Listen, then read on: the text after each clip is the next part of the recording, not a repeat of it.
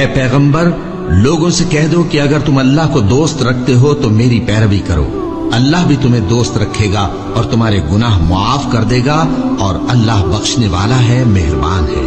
کہہ دو کہ اللہ اور اس کے رسول کا حکم مانو، بس اگر وہ نہ مانے تو اللہ بھی کافروں کو دوست نہیں رکھتا۔ اللہ نے آدم اور نوح اور خاندان ابراہیم اور خاندان عمران کو تمام جہان کے لوگوں میں سے منتخب فرمایا تھا، ان میں سے بعض کی اولاد تھے، اور اللہ سننے والا ہے، جاننے والا ہے۔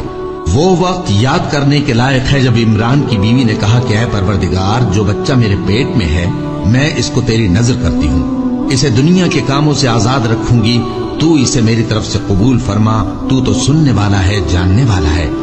پھر جب ان کے یہاں بچہ پیدا ہوا تو کہنے لگی کہ پروردگار میرے تو لڑکی ہوئی ہے، جبکہ اللہ خوب جانتا تھا جو ان کے یہاں ولادت ہوئی تھی، اور نہ ہوتا لڑکا مانند اس لڑکی کے۔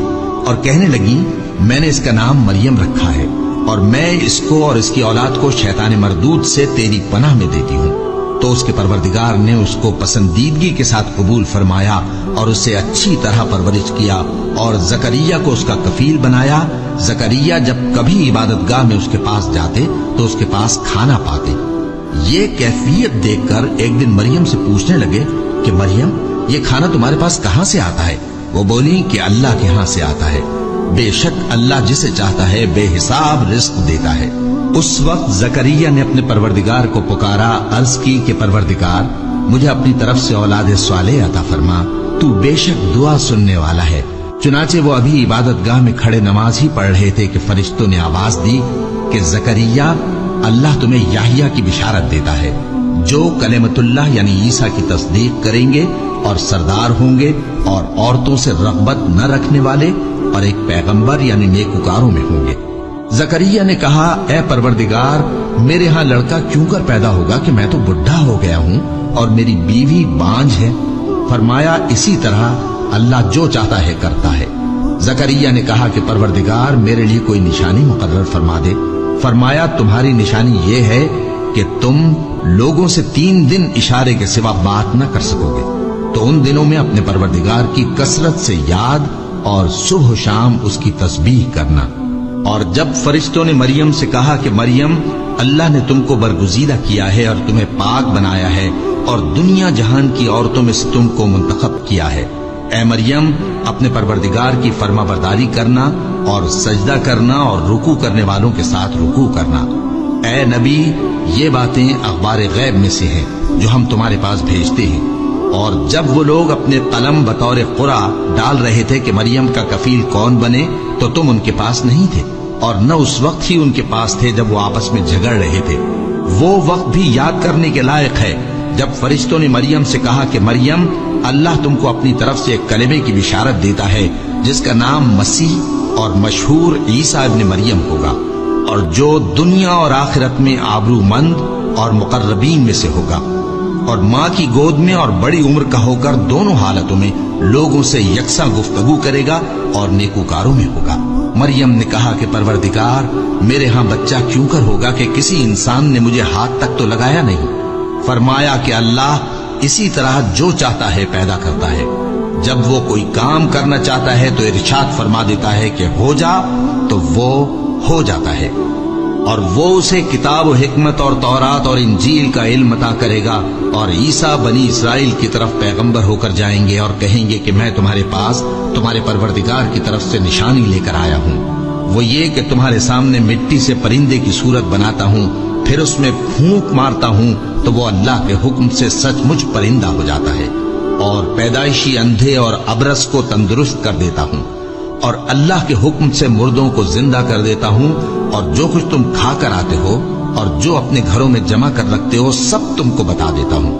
اگر تم صاحب ایمان ہو تو ان باتوں میں تمہارے لیے نشانی ہے، اور مجھ سے پہلے جو تورات نازل ہوئی تھی اس کی تصدیق بھی کرتا ہوں، اور میں اس لیے بھی آیا ہوں کہ بعض چیزیں جو تم پر حرام تھیں ان کو تمہارے لیے حلال کر دوں، اور میں تو تمہارے پروردگار کی طرف سے نشانی لے کر آیا ہوں، تو اللہ سے ڈرو اور میرا کہا مانو۔ کچھ شک نہیں کہ اللہ ہی میرا اور تمہارا پروردگار ہے، تو اسی کی عبادت کرو، یہی سیدھا رستہ ہے۔ پھر جب عیسیٰ نے ان کی طرف سے انکار و نافرمانی ہی دیکھی تو کہنے لگے کہ کوئی ہے جو اللہ کا طرفدار اور میرا مددگار ہو؟ हवारी बोले कि हम अल्लाह के तरफदार और आपके मददगार हैं। हम अल्लाह पर ईमान लाए और आप गवाह रहे कि हम फर्माबरदार हैं। ऐ परवरदिगार, जो किताब तूने नाजिल फरमाई है हम उस पर ईमान ले आए और तेरे पैगंबर के मुत्तबे हो चुके। तू हमको मानने वालों में लिख रख और वो यानी यहूद कत्ल ईसा के बारे में एक चाल चले और अल्लाह ने भी ईसा को बचाने के लिए तदबीर की और अल्लाह बेहतरीन तदबीर करने वाला है। उस वक्त अल्लाह ने फरमाया कि ईसा, मैं तुम्हारी दुनिया में रहने की मुद्दत पूरी करके तुमको अपनी तरफ उठा लूंगा और तुम्हें काफिरों की सोहबत से पाक कर दूंगा और जो लोग तुम्हारी पैरवी करेंगे उनको काफिरों पर क़यामत तक फायक व गालिब रखूंगा। फिर तुम सब मेरे पास लौट कर आओगे तो जिन बातों में तुम इख्तिलाफ करते रहे उस दिन तुम में उनका फैसला कर दूंगा। अब जो काफिर हुए उनको दुनिया और आखिरत दोनों में सख्त अजाब दूंगा और उनका कोई मददगार न होगा। और जो लोग ईमान लाए और अमल नेक करते रहे उनको अल्लाह पूरा पूरा सिला देगा और अल्लाह जालिमों को दोस्त नहीं रखता। ए नबी, ये हम तुमको अल्लाह की आयतें और हिकमत भरी नसीहतें पढ़ पढ़ कर सुनाते हैं। ईसा का हाल अल्लाह के नजदीक आदम का सा है कि उसने पहले मिट्टी से उनको बनाया, फिर फरमाया कि बाशऊर इंसान हो जा, तो वो वैसे ही हो गए। ये बात तुम्हारे परवरदिगार की तरफ से हक है तो तुम हरगिज शक करने वालों में न होना।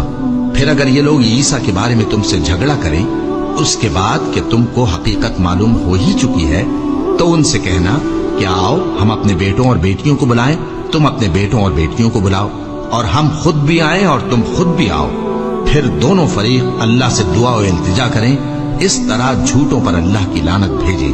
ये तमाम बयानात सही है और अल्लाह के सिवा कोई माबूद नहीं और बेशक अल्लाह गालिब है, साहिब हिकमत है। बस अगर ये लोग फिर जाएं तो अल्लाह मुफसिदों को खूब जानता है। कह दो कि ऐ अहले किताब, जो बात हमारे और तुम्हारे दोनों के दरमियान यकसा तस्लीम की गई है उसकी तरफ आओ।